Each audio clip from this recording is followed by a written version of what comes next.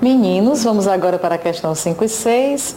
Como nós observamos até aqui, a nossa amiga, a Exaf, é bastante eclética, sempre coloca fragmentos de textos ou textos com assuntos diferentes.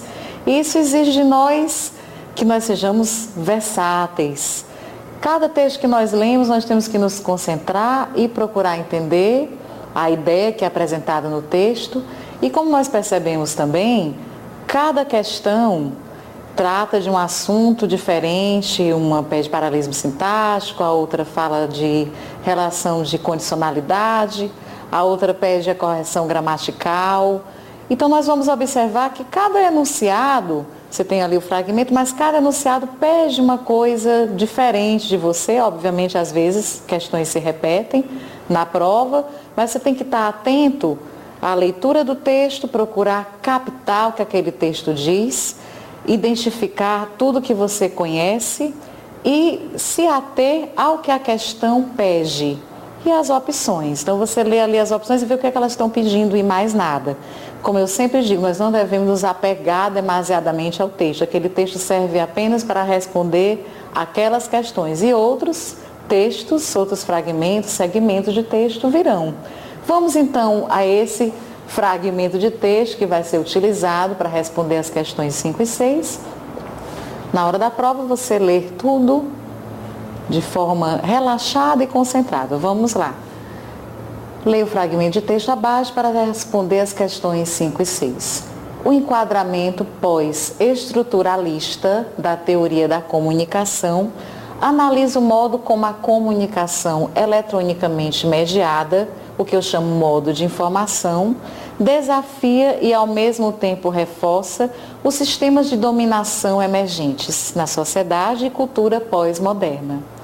A minha tese é que o modo de informação decreta uma reconfiguração radical da linguagem que constitui sujeitos fora do padrão do indivíduo racional e autônomo. Esse sujeito familiar moderno é deslocado pelo modo de informação em favor de um que seja múltiplo, disseminado e descentrado, interpelado continuamente como uma identidade instável.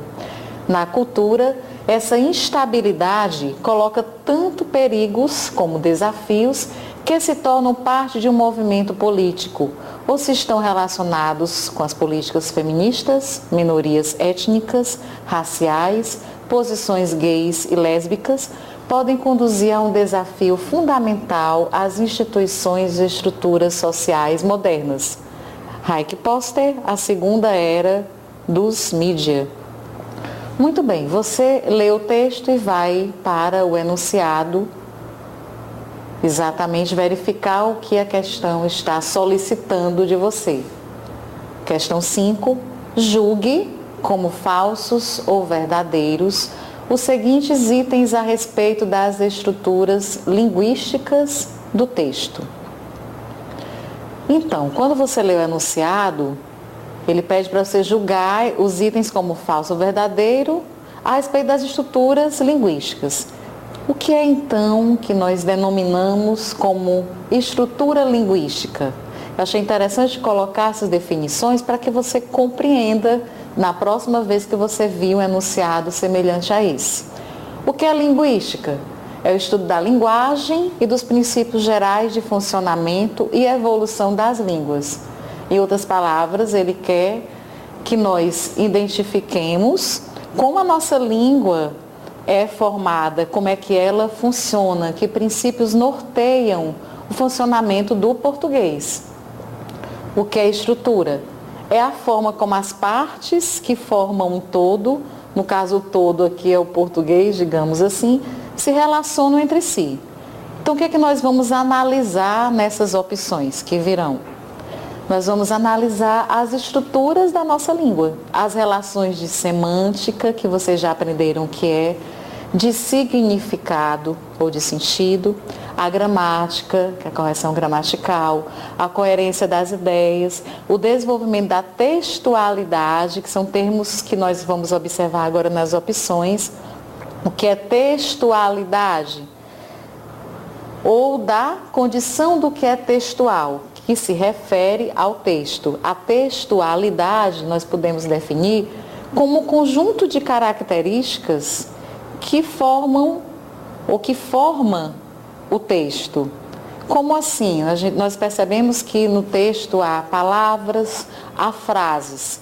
Se nós tivéssemos um monte de frases soltas, isso seria um texto? Não, porque existe a textualidade que dá ao texto as características necessárias para ele ter esse teor organizado, a coerência, a coesão, que nós possamos entender o que nós estamos lendo. Isso é o desenvolvimento da textualidade. Então, com esses conceitos em mente, nós vamos ler agora as opções, que é exatamente o que nós fazemos na hora da prova. Vamos diretamente para as opções e vamos examinar. Aqui nós estamos aprendendo, então vamos extrair dessa questão o melhor que nós pudermos.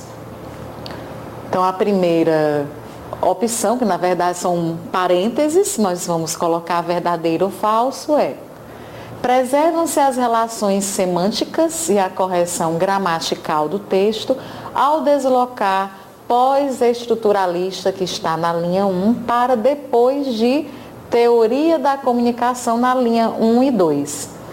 E o que é que ele está pedindo, perguntando para você? Ele está dizendo que quando deslocar esse termo pós-estruturalista, que está numa posição, para depois de teoria da comunicação, as relações semânticas, ou seja, o sentido do que está ali escrito, a mensagem, ela não vai mudar, ela vai ser preservada, e que a correção gramatical ou o texto continuará corretamente, gramaticalmente correto.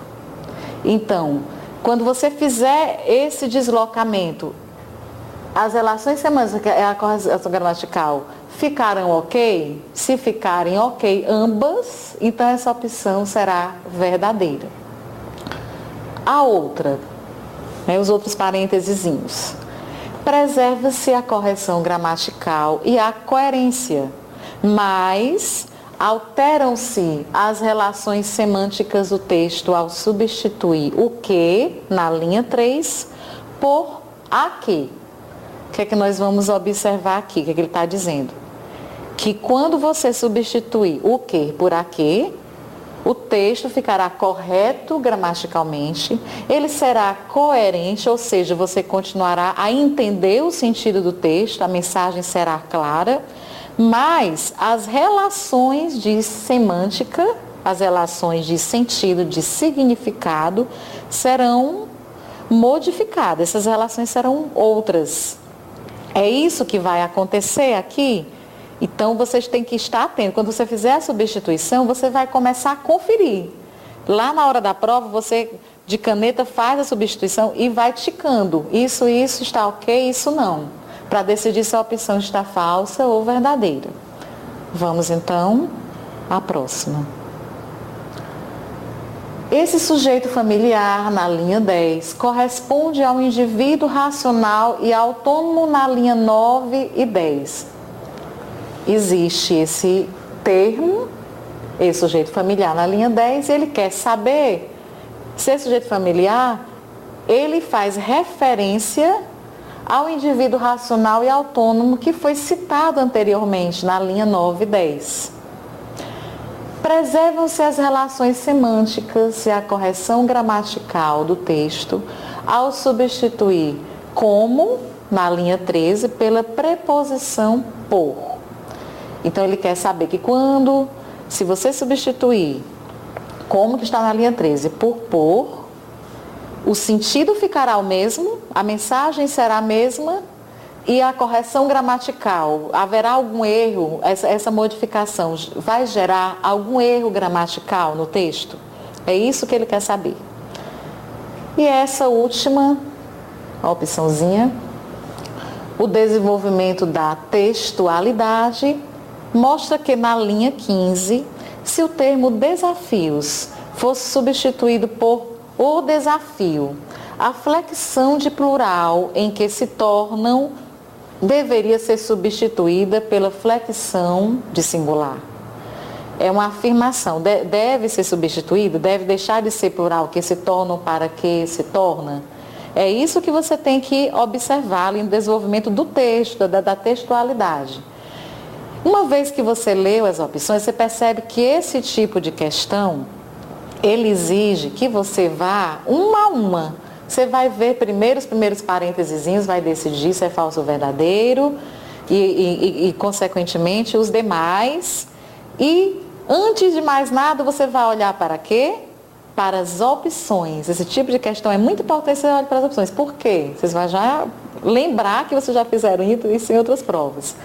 Vocês percebem que a opção A, B, C, D, E, a opção A e B começa com V e a C, D e E começa com F. Ou seja, se os primeiros parênteses nós decidimos que cabe ali um falso, nós descartamos automaticamente as opções A e B.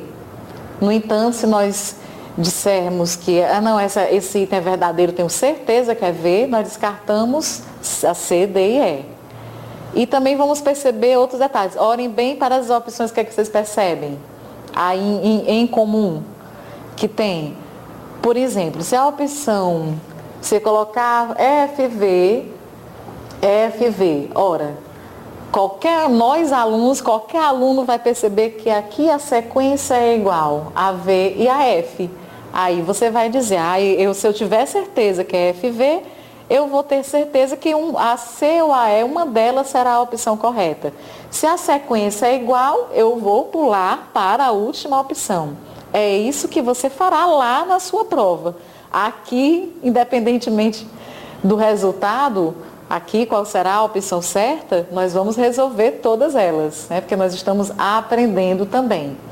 Muito bem, então, diante dessa astúcia, esse raciocínio, vamos começar então. A primeira que é a opção, para os primeiros parênteses, preservam-se as relações semânticas e a correção gramatical do texto ao deslocar pós-estruturalista na linha 1 para depois de teoria da comunicação, linha 1 e 2. Vamos então ver a relação semântica. Está aqui o começo do texto. Dizer, o enquadramento pós-estruturalista da teoria da comunicação analisa o modo como a comunicação eletronicamente mediada, etc. Vocês percebem que o pós-estruturalista está fazendo o que com o enquadramento? Está qualificando, está ligado à palavra enquadramento. Dizer isso que nós vimos agora é a mesma coisa que dizer o enquadramento da teoria da comunicação pós-estruturalista analisa o modo como a comunicação eletronicamente mediada, Quando eu desloco, tiro o pós-estruturalista e coloco da teoria da comunicação, após, o que é que vocês me dizem? É a mesma coisa? Vamos então continuar o nosso raciocínio aqui. Então, nós estamos aqui. Leiam calmamente e observem. Vocês na hora da prova vão fazer no cérebro de vocês esse raciocínio de uma forma muito rápida e vocês vão sentir. Os nossos ouvidos internos, o nosso subconsciente, o nosso consciente vai dizer, não, tem alguma coisa estranha aqui. Não é a mesma coisa, não fica a mesma coisa. É como eu dizer, o tratamento médico do cliente. O médico está se referindo ao tratamento, é o tipo de tratamento do cliente. É a mesma coisa que eu dizer, o tratamento do cliente médico, quem é que é o médico? É o cliente. O cliente está fazendo um tratamento que nós não sabemos do que é. Então nós percebemos que, de fato, dizer uma coisa e outra, não é mesmo, não é a mesma coisa.